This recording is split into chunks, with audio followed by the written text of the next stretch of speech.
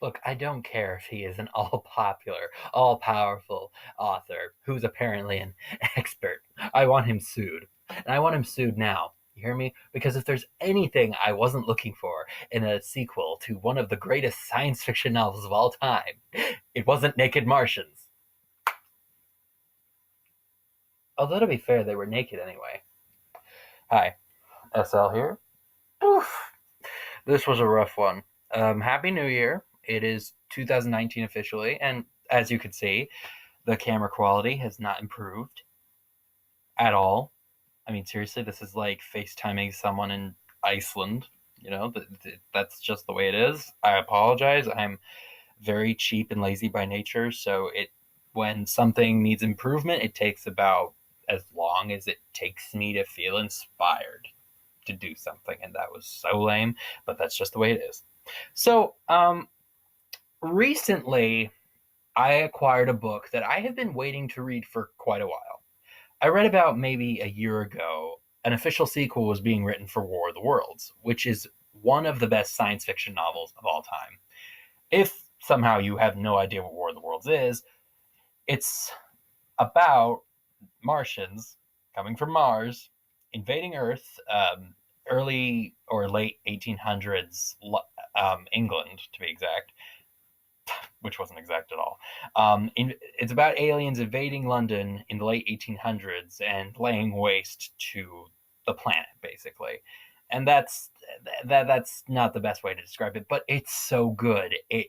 It's imaginative, it's creepy, and honestly, I feel like without H.G. Wells, without H.G. Wells' imagination, the areas of how the aliens operated and how their machines were designed, I don't think we would have gotten like the modern idea of what aliens are, and we wouldn't have all this great stuff to work with. Like in the alien shows, Doctor Who, Star Wars. We wouldn't have that if it wasn't for H.G. Wells. So when I heard that there was a sequel coming out, I was pretty excited. It was called The Massacre of Mankind, which just promised to be, you know, uh, an expansion of the original. I was so pumped. Although, admittedly, once it came out, I took my sweet itty bitty time getting to read it. Um, Recently, I acquired it with a Barnes and Noble gift card that I got for Christmas. Merry Christmas! It's sorry, bad with cameras. I have been since I was a kid. I would always like stand in the store and just hey, never mind. And this is The Massacre of Mankind by Stephen Baxter, who is known as an H.G. Wells expert. Well, I won't deny that he knows what he's talking about. I mean, he's always referencing the original book to criticize it. Yeah, to criticize it. And he's always like building off what has already been established in the last book, like the red weed grows on Earth and the Martians are inside the spaceships. Oh my gosh, when you realize that the main character of the book is a suffragist journalist, you know that something is going to bother you. Now look, I'm not saying that I was irritated that the main character was a suffragist journalist. It's not that.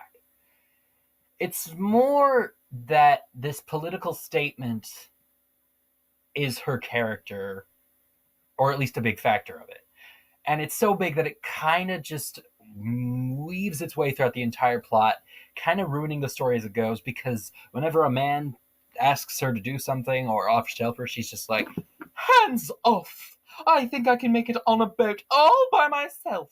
By the way, if you touch me, I know kung fu. Yeah.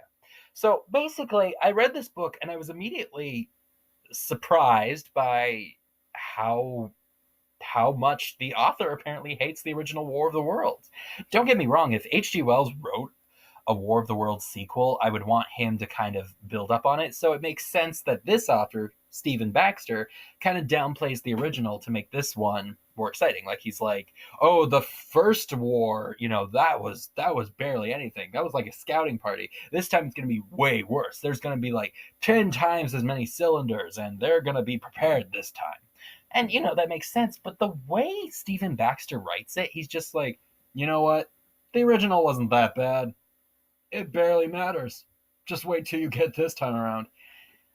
Throughout this whole book, you just get this idea that everything that Stephen Baxter is writing it from the set point of, I like this book, but I'm gonna fix everything I didn't like. Like he viciously attacked H.G. Wells' writings about God and the War of the Worlds. And don't get me wrong, I don't think H.G. Wells was a Christian or anything, but there are a few scenes in the original novel where the main character like prays to God, and then he talks about how God in his wisdom put germs upon the earth. But in this book, he's just like, well, aren't you stupid? In the original story, you said you prayed to God. Oh yeah, I totally did. That rotting carcass of a religion, which is still going on today. I hope I'm not offending anyone," said no author ever. Ugh, I don't know. This author just decided to, I don't know, not just that, but like a lot of stuff. He attacks the main character of the previous novel viciously. Like he labels him as a mental patient. His wife divorced him because he was difficult to live with. He messed up several people's stories, including the main character in this book. In the main character in this book is actually a character from the last book who met up with the main character's brother. They got married, the brother and the girl, not the girl and the main character from the last book, but they got divorced too. I feel like I'm not really explaining this well. Basically, it's set 14 years after the original War of the Worlds novel. It takes place from the view of the previous main character's sister-in-law. She is a journalist, and she is a suffragette. But admittedly, the suffragette part doesn't play in as much, but you know the character type, like the hands-off. And again, it's not the fact that she's a suffragette that bothers me, it's more of the fact that it kind of bogs down the story. With the original novel, I don't feel like there was this huge political subtext, floating around. They weren't like, oh wow, Winston Churchill sucks. It was just like, oh my gosh, aliens! And I just, I just, I just killed Ezra Bridger. Sorry, Ezra. I'm so sorry. But yeah, and yes, there's just a lot of political stuff in this book, like how the government works. There's even a scene where they're talking about Mexicans crossing the American border, and it's just like, this is not what I was looking for when I read the first novel. Like I wanted to see aliens coming to Earth to shoot people. And I know that sounds horrible, but that's what War of the Worlds is. Duh! Ugh. Okay, and so there's the political stuff. The characters are kind of irritating to read about, like again, because the political nonsense, but they also like, they have several main characters recurring from the last book. And to be fair, the characters from the last book aren't really characters. They're just props, to tell the story. But in this book, they're very bitter about how they're just props in the book. They're just like, you know what? He may have written that I was a coward, but that's not me. These characters are just suddenly demanding that they be taken seriously after the original novel, and it really bogs me down. But the worst thing about this novel, it's boring. Everything else, like the irritating political issues, the bad character development, pales in comparison to how boring this book is. It takes them 9 chapters to get from point A to point B, and point B is just making a phone call to a guy who knows about aliens. And that's how everything works. It's when the aliens show up, and they do show up in this book. Those are the few good parts. When the aliens are actually killing people, that's good. I wanted more of that. But the author just kept backtracking and saying, well, let's go to the part where they're walking across this place so they can get to this place so they can have a slow lunch at, Hastings. Oh, man. I'm sorry. It's just, well, so, yeah, it's boring.